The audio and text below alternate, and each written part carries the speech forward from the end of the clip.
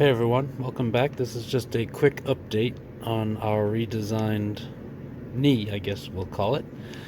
This is the original design.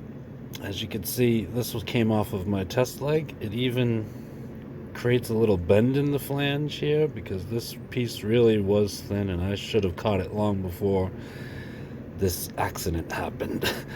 So just FYI, the thickness of this is about 5 millimeters, and then the backing plate for the servo horn is just under 2 millimeters.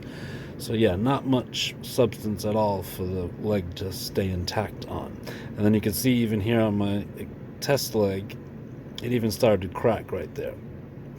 So yes, I should have known it was a bad design and did something more than just beef up this. So anyhow, I have done that now. So let's take a look at this one. This is the opposing leg, but you can still see the difference. So again, this was about 5 millimeters thick. This is now just under 12. I think it's about 11.5 millimeters thick. And then the backing plate, I did not want to make the backing plate the full thickness because then we'd have to use ridiculously long screws.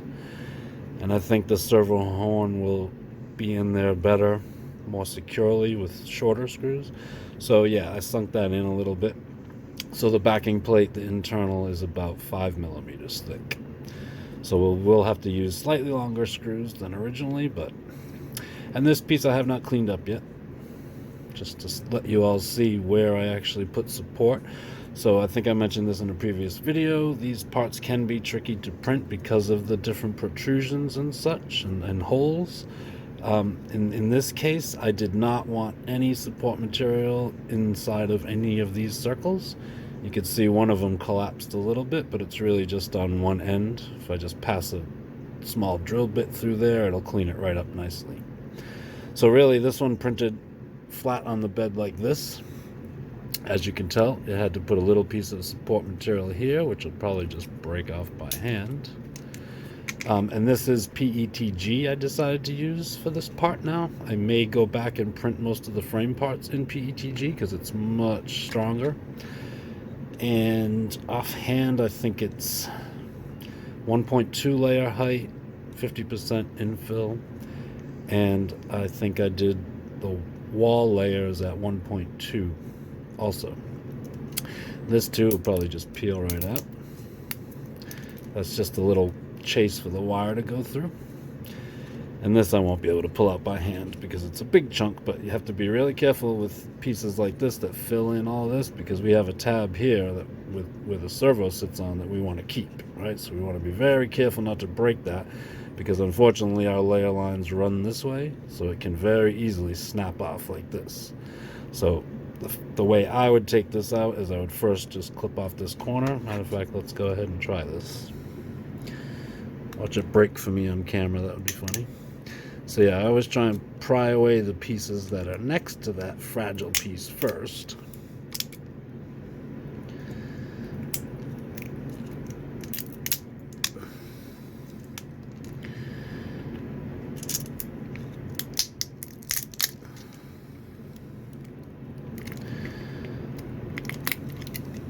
See, this is at an angle as well, so that's why we got a little bit under here, and this fill came out more tricky than most do. Usually these guys will come out in one piece if you can get it to break itself free. In this case, it's not going to do it for us, but let's go ahead and finish up this. Okay, now again, I'm going to be very careful around this tab here. There we go. And this is all waste right here. So occasionally you'll get a nice big chunk out. So this is a little messy, but this is all going to be under the servo. And then of course I'll clean it up a little bit anyhow with a knife, which for those of you familiar with 3D printing, we do a lot of that. The alternative to making pieces like this cleaner prints is to do them in multiple prints and then either weld them together or glue them together. But if you can make it in one piece, you're much better off. So I'll stop there. I'll clean this up with the razor knife later. Pretty easy to do. Just please watch out and don't cut yourself. And again, the servo motor's going behind there, so nobody's ever going to see any of this anyway. Okay, so yeah, be very careful with the tabs that are sticking out that you need, such as this one.